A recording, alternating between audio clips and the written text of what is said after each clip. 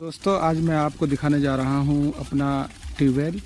ये हमारा ट्यूबवेल है और ये हमारी खेती है और इसी के बराबर में हमारे मकान हैं, हमारा मदरसा भी है यहाँ।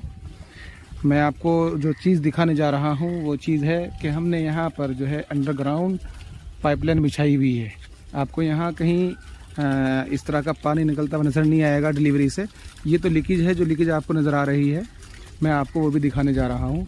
देखिए, आप मेरे साथ जुड़े रहें और वीडियो को एंड तक देखें। हमारे जो पाइपलाइन बिछी हुई है वो बिल्कुल इस सड़क के बीच है, बीच में बिछी हुई है, तकरीबन 8-10 फुट नीचे है। और ये अब वो जगह आ चुकी है जहाँ हमारी डिलीवरी निकली हुई है और जहाँ से पानी आपको नज़र आ रहा है। ये है दोस्तों